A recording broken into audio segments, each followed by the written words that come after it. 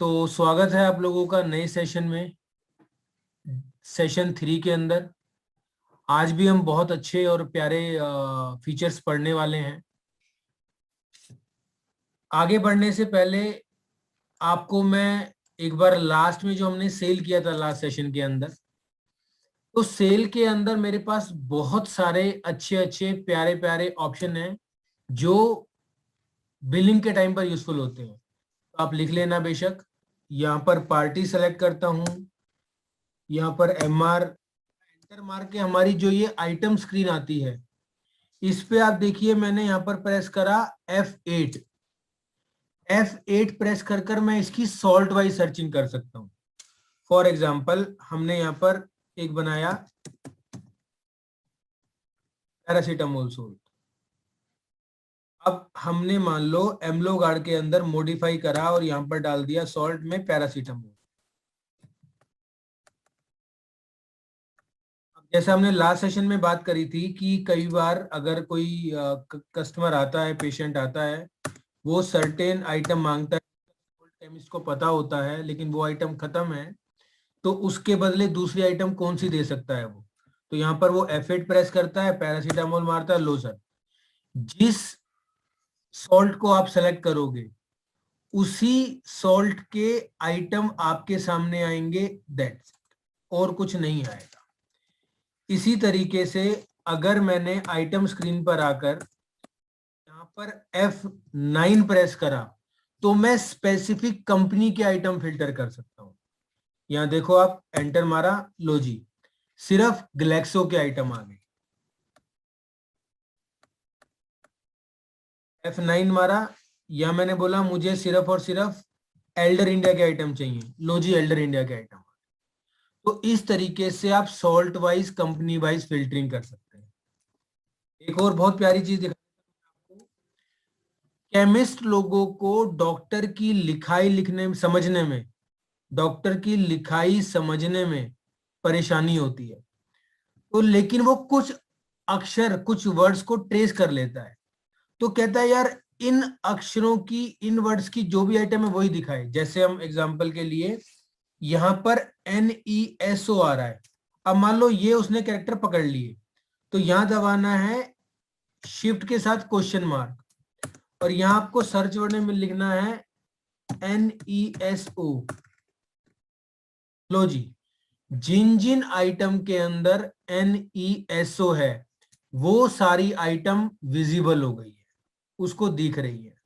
तो आप इसको स्टार्टिंग से भी और मिडिल कहीं से भी सर्च कर सकते हो। मैंने लिखा है इसके अंदर मान लो एम, लो जी एमलो सेलेक्ट हो गई आपकी, एजमिन, एजमिन सेलेक्ट हो गई। तो ये स्टार्टिंग से है, लेकिन जैसा मैंने दिखाया आप इसको 20 से भी सर्च कर सकते हो। अब है हमारा सेल के अंदर काउंटर सेल, बहुत प्यारा ऑप्शन है ये। जो हॉस्पिटल की फार्मेसीज होती हैं, हॉस्पिटल के अंदर जो फार्मेसीज होती हैं वो इसको बहुत यूज करती हैं। क्यों? उनके पास मल्टीपल कस्टमर्स खड़े होते हैं, तो वहां पर वो क्या करती हैं, कस्टमर नंबर 1 वो बोलता है मुझे ये आइटम निकाल दो, कस्टमर नंबर 2 बोलता है मुझे ये आइटम निकाल दो। क्यों होता है ऐसा? क्योंकि ये लोग मल्टीपल टाइम आते हैं, इनके रिलेटिव एडमिट होते हैं, तो हर एक एक दो दो आइटम का बिल केमिस्ट इनको नहीं देता है। डॉक्टर कभी पट्टी मंगा रहा है, कभी कोई दवाई मंगा रहा है, कभी कोई इंजेक्शन मंगा रहा है, तो ये क्या करते हैं, उस कस्टमर की बिलिंग ऐसे कर, एक ही स्क्रीन पर मल्टीपल कस्टमर मैनेज कर लेते हैं। अब जैसे इसको एस्केप करके आप बाहर आओगे और दोबारा काउंटर सेल में जाओगे, आपको अगर शॉर्ट की यूज करनी है तो Alt+A शॉर्ट की है। देखो आपका डाटा सेव है। अब इसके अंदर नीचे आपको वो दिखाता है कि अमाउंट कितना बन रहा है और साथ में कितनी आइटम है उसकी, 2 आइटम है, 3 आइटम है, क्वांटिटी की बात नहीं कर रहा हूं मैं, आइटम की बात कर रहा हूं। तो जब उसको देता है तो देख लेता है वो कि मेरे 2 आइटम है कि 3 आइटम। अब इनमें जिस टाइम उस कस्टमर की फाइनल बिलिंग होती है, तो फाइनल बिलिंग के टाइम पर यहां पर जिस कस्टमर को सेलेक्ट करना है, यहाँ स्पेस दबाकर उसको वो सेलेक्ट कर लेता है, और उसका बिल बनाना है तो बिल बनाने के लिए यहाँ पर वो F10 प्रेस कर देगा। अब आमतौर पर कैश पैसा लेगा तो कैश सेलेक्ट कर लेता हूं, या एस्केप कर देता हूं। लो जी, वो आइटम आ गई और वहां पर जीएसटी इंक्लूड नहीं था, यहां पर ऑटोमेटिकली जीएसटी लगकर टोटल इनवॉइस की वैल्यू 1157 आपके सामने आ गई है। फिर आपने देखा ही था लास्ट सेशन में भी, ये छोटा आता है कर्सर, एस्केप करके बड़ा करता हूं, कंट्रोल W करता हूं, यहां पर सेव करके बाहर आ जाता है। अब देखो आपके सामने यहां पर एक नंबर नहीं आ रहा है। और अगर मान लो कई कस्टमर बोलते हैं हमें बिल नहीं चाहिए, तो शिफ्ट स्टार दबाकर आप एक साथ सभी कस्टमर का, सभी पेशेंट का बिल बना सकते हो। ऐसा फार्मासिस्ट क्यों करता है? ताकि वो अपनी इन्वेंट्री और अकाउंटिंग दोनों चीज मैनेज कर सके। अब दिखाता हूं मैं आपको नेक्स्ट ऑप्शन, जो है सेल रिटर्न, परचेज रिटर्न। मैंने किसी को माल बेचा, अब उसने मुझे वापस कर दिया, तो बनता है क्रेडिट नोट। अगर मैंने खरीदा, मैंने वापस कर दिया, तो बनता है डेबिट नोट। मैं आपको क्रेडिट नोट दिखा देता हूं, डेबिट नोट आप खुद कर लेना, सेम प्रोसेस रहेगा। तो यहां पर हमने एक नई पार्टी बना ली। आप देख सकते हो दीपेश शर्मा का कोई भी आउटस्टैंडिंग नहीं है। कंट्रोल L शॉर्ट की हम बात कर चुके हैं। तो हम इसको कुछ माल भेज देते हैं दीपेश को। हमने बोला इसको हमने एमिफ्रू के 10 पीस बेच दिए। कंट्रोल W करा, सेव करा। लो जी, अब यहां पर इसकी आउटस्टैंडिंग 300 रुपए आ गई। कंट्रोल I करा, एमिफ्रू का स्टॉक 10,236। अब मैं 4 वापस लूंगा, देखना यहां स्टॉक बढ़ जाएगा और वहां उसकी आउटस्टैंडिंग कम हो जाएगी। कंट्रोल L, दीपेश, लो जी। तो ट्रांजैक्शन में जाओ सर, यहां करो cell return, credit note, enter. Party कौन सी है? दीपेश नाम की पार्टी है। अब इसका नंबर डालना है, नंबर डाल दिया मैंने। यहां पर बिल बाय बिल, हर बिल के अगेंस्ट, जो बहुत ज्यादा चलता है, तो बिल बाय बिल पर आया। जैसे ही एंटर मारा, नीचे मेरा कर्सर आ गया रिटर्न ऑफ बिल। यहां पर डाउन दबाओ, आपका ऑटोमेटिकली बिल नंबर आ जाएगा। आपको बिल नंबर याद करने की जरूरत नहीं। किस डेट का बिल है वो आ गया, बिल की अमाउंट आ गई। यहां पूछता है रीजन क्या है, तो आप रीजन कुछ भी डाल सकते हो इसके अंदर। मोर परचेज, या उसने ज्यादा परचेज कर लिया था। लो जी, ये आपके सामने एमिफ्रू की आइटम आ गई। यहां पर आप F2 दबाकर, यहां पर आप F2 दबाकर कितनी क्वांटिटी है वो सेट कर सकते हो। मैंने 4 क्वांटिटी कर दी और यहां पर एंटर प्रेस कर दिया। एंटर प्रेस करते ही आप देख रहे हो 4 क्वांटिटी आ गई हैं और नीचे बिल का अमाउंट आ गया है 120 रुपए। अब यहां पर आकर मैं कंट्रोल W करता हूं, सेव करना है, यस, एंटर, एंटर। लो जी, यहां आपको एक ब्रीफ मिल गया कि पहले उसकी आउटस्टैंडिंग 300 रुपए थी, 120 रुपए का माल वापस ले लिया, अब उसकी आउटस्टैंडिंग 180 है, यस कर दिया। किस बिल के अगेंस्ट एडजस्ट करना है, ये आपका वो बिल खुलकर आ गया है। लो जी, एस्केप कर देता हूं, कंट्रोल L प्रेस करते हैं। यहां पर आप दीपेश पे जाओ, देखो उसकी आउटस्टैंडिंग कम हो गई है। वहां पर उसका स्टॉक देख लो एमिफ्रू का, लो सर 236 से 240 हो गया है। तो ये था मेरा cell return, same purchase return कर लेना। उसके बाद ट्रांजैक्शन में जाकर हमने एक और ऑप्शन दे रखा है यहां पर, that is breakage expiry receive, breakage expiry issue. Breakage expiry receive भी सेल रिटर्न ही है, जो मैंने माल बेचा है उसको वापस ले रहा हूं। ये परचेज रिटर्न, जो माल मैंने खरीदा है वो वापस दे रहा हूं। लेकिन डिफरेंस क्या है इसके अंदर? डिफरेंस ये है इसके अंदर, जब मैं सेल रिटर्न से वापस लेता हूं तो मेरे मेन स्टोर में माल आता है, लेकिन जब ब्रेकेज एक्सपायरी से लूंगा तो मेरा स्क्रैप स्टोर में जाएगा। फर्स्ट सेशन में हमने पढ़ा था कि मेन स्टोर और स्क्रैप स्टोर दो मिलते हैं। स्क्रैप स्टोर वो स्टोर होता है जहां पर मेरा एक्सपायर्ड माल, ब्रोकन थिंग्स वो पड़ी होती हैं। तो मेरी ब्रेकेज और एक्सपायर्ड वहां पड़ा होता है, क्योंकि मैं उसको दोबारा नहीं बेचूंगा। तो हमारे सॉफ्टवेयर का ये एक खास एट्रीब्यूट है, खास यूएसपी है, कि आप लोग कस्टमर को बोल सकते हो कि सर हम लोग ना आपका टूटा फूटा खराब माल भी रिकॉर्ड में रखते हैं। तो अभी मैं आपको एक बार दिखा देता हूं। स्टॉक में जाओ, करंट स्टॉक में जाओ, यहां पर सर F9 प्रेस करो, स्क्रैप स्टोर देखो, no record found in scrap store, कोई रिकॉर्ड ही नहीं है।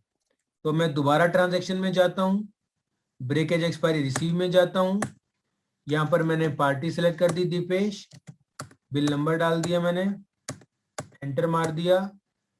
यहां पर बोलता है आपको रिप्लेस करना है नहीं करना, तो वो आप रिप्लेस चाहो तो फ्यूचर में कर सकते हो। इस रेट पे करना है, कोई डिस्काउंट वगैरह है। यहाँ पर मैंने वो बिल बाय बिल ले लिया हमारा जैसे पहले करा था, या मैंने रीजन लिख दिया। यहाँ पर डिलीट दबाया तो क्रॉस हट जाएगा, स्पेस मारा सेलेक्ट हो जाएगा। F2 प्रेस करके 3 क्वांटिटी डिफाइन कर दी, एंटर मार दिया, लो सर ये लोड हो गया। कंट्रोल W करके वही सेव कर दिया हमने इसको। अब देखो यहाँ पर पैसे कम हो गए हैं, यस करा, बिल नंबर सेट कर दिया। अब दिखा रहा हूं मैं आपको दोबारा से कंट्रोल I प्रेस करके, देखो सर यहां पर ये स्टोर नहीं बढ़ा है, मेन स्टोर फ्रेश स्टोर नहीं बढ़ा है, 240 के 240 रहे हैं। लेकिन अगर मैं स्टॉक में जाकर, करंट स्टॉक में जाकर F9 प्रेस कर कर स्क्रैप स्टोर डालूंगा, लो जी एमी फ्रू की 3 क्वांटिटी आ गई। आई होप आपको क्लियर हो गया होगा सेल रिटर्न से या ब्रेकेज एक्सपायरी रिसीव से लेने में माल को क्या डिफरेंस है। चलिए अगला आता है मेरा SOPO, sale order purchase order. मैं आपको सेल ऑर्डर करा देता हूं या परचेज ऑर्डर करा देता हूं, दूसरा आप कर लेना। एक बार पहले ब्रीफ कर देता हूं क्या होता है।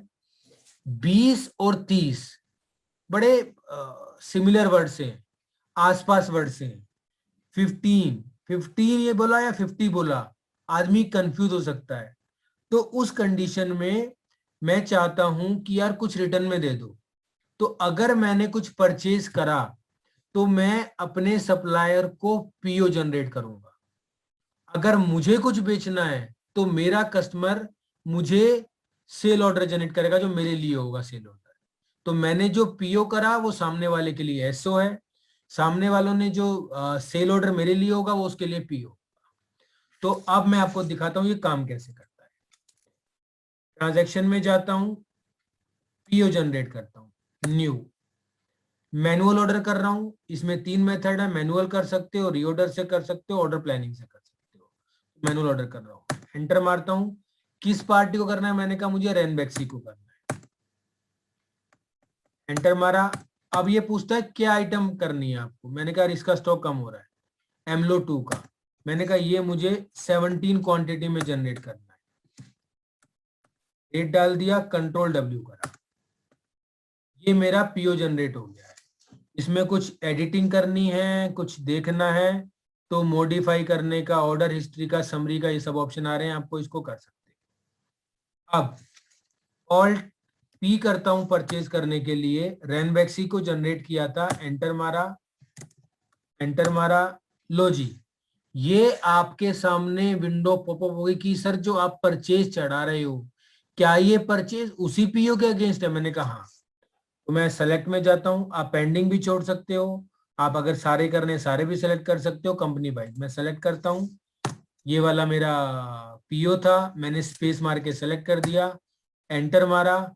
यहाँ पर मेरा पास पता लगा हाँ, ये ठीक आ रहा है मेरे पास, यहाँ एंटर मारता हूँ, लो जी ये लोड हो गया। अगर आपको लगता है कुछ आइटम एडिटिंग करनी है वो भी कर सकते हो। यहाँ पर ये जो पीओ जनरेट हुआ है और जो मेरा बिल आया होगा फिजिकली, उसको मैच करने के लिए यहाँ पर देखो टिक का साइन आ रहा है, तो यहाँ पर दबाओगे शिफ्ट प्लस। अगर आपको ध्यान हो तो हम लोगों ने अकाउंटेंसी में पढ़ा था कि ये फिगर मिल गई, टिक लगा दिया, फिर टिक लगा दिया रीवेरीफाई करने के लिए। तो शिफ्ट प्लस है कि हाँ मैंने चेक कर लिया है, बस फिर कंट्रोल W प्रेस कर दो, ये आपकी परचेज चढ़ गई, परचेज ऑर्डर के। अब एक और बड़ी प्यारी चीज आती है हमारे पास, कोटेशन। कोटेशन क्या होती है, जैसे हम लोग कुछ परचेज करते हैं तो कई दुकानों पे जाकर एक काइंड ऑफ एस्टिमेट लेते हैं कि कितने कितने की आइटम मिल रही है। तो वो कोटेशन कैसे बनाते हैं हमारे, तो मैं ट्रांजैक्शन में जाता हूं, या मिलता है कोटेशन का ऑप्शन न्यू। ये आपको पता ही है, डेट पार्टी सेलेक्ट कर दी मैंने। अब यहां वो बोलता है मुझे बताओ जी आप मुझे एमलो गार्ड के 5 पीस कितने के दोगे। तो मैंने यहाँ पर उसको बता के और अपनी कोटेशन जनरेट करा दिया। और कोटेशन का नंबर देख लो सर एक बार, कोटेशन का नंबर है OT5x01। कंट्रोल W करते हैं, सेव कर देते हैं। अब ऑल 10, ये बंदा मेरे पास 3 दिन बाद आया सामान लेने के लिए, 2 दिन बाद आया सामान लेने के लिए कि जी आपसे कोटेशन ले गया था मैं और मुझे उसके अगेंस्ट बिल बना दो। तो मुझे फायदा क्या मिलेगा, मैं उसी कोटेशन को बिल में लोड कर दूंगा।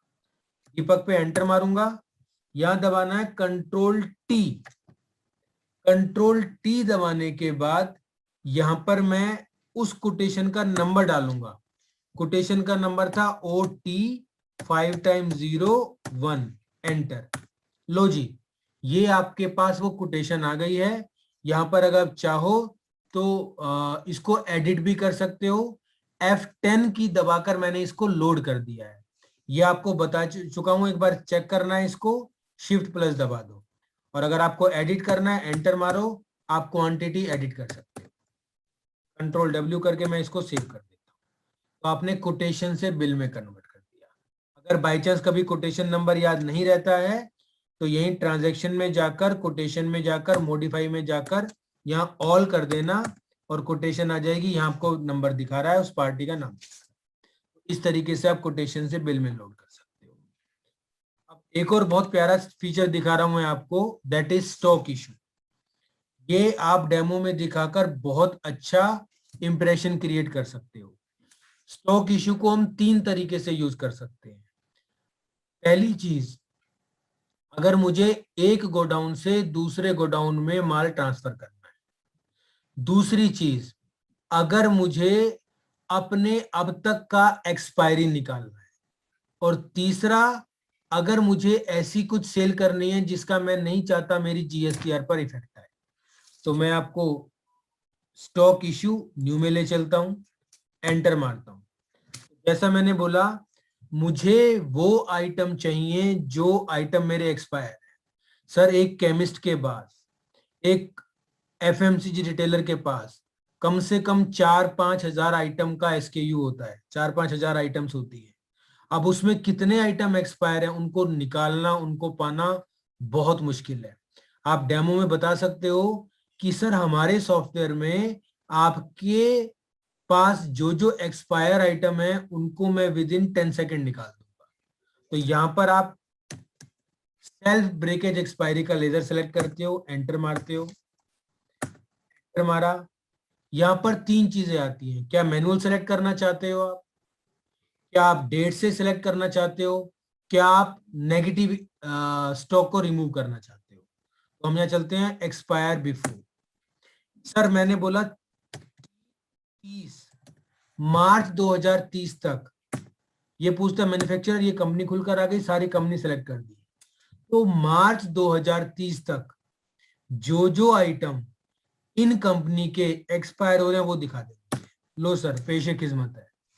यहां पर आप देख सकते हो लगभग 24.5 लाख का स्टॉक, 24,65,693 रुपए का स्टॉक दिखा दिया है।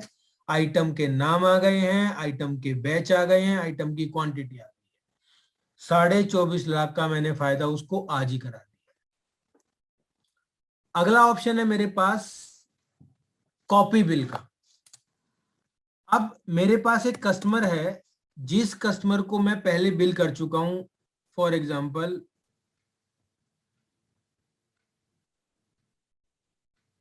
ये वाला, देखो इसमें कई सारी आइटम आ रही है। अब इन सभी आइटम्स को देखो, ये आइटम्स मेरे पास आ रही हैं। इन सभी आइटम्स को अगर मुझे दोबारा बेचना है उसको, तो सर मेरे लिए थोड़ी दिक्कत हो जाएगी। दिक्कत मतलब इन सभी को दोबारा से लोड करने के लिए बेचूंगा मैं उसको, ऐसा नहीं है नहीं बेचूंगा। बट अगर सभी को बेचना होगा, दोबारा से बिलिंग करनी होगी, तो उसके लिए मुझे इन सब आइटमों को लोड करना पड़ेगा। तो अब क्या ऐसा मैकेनिज्म करूं कि ये बिल किसी और को कॉपी हो जाए या इसी को कॉपी हो जाए, दोनों कंडीशन हो सकती है। तो देखो बड़ा प्यारा ऑप्शन है, इसका बिल नंबर है 9, यहां दिखा रहा है मुझे 9 नंबर में। एस्केप करा, ऑल 10 करा। सपोज दीपक इसका दोस्त था, इसने कहा मुझे सेम आइटम दे दो जो आपने उनको दिए थे। तो यहां पर आकर कंट्रोल टी प्रेस करते हैं, जो हमने कोटेशन के लिए भी प्रेस किया था। तो यहां पर प्रेस करने के बाद यहां पर उस बिल का नंबर डाल दो। 9 नंबर बिल था, एंटर एंटर। लो जी, सारे आइटम आपके सामने आ गए हैं। आप स्पेस दबा के चेक अनचेक कर सकते हो, और आप क्वांटिटी में एडिट करना चाहो क्वांटिटी में भी एडिट कर सकते हो। मैंने F10 प्रेस करा, लो जी सारे आइटम लोड हो गए हैं, ना कट ना कॉपी, डायरेक्टली पेस्ट। ये बहुत जबरदस्त फीचर है सर।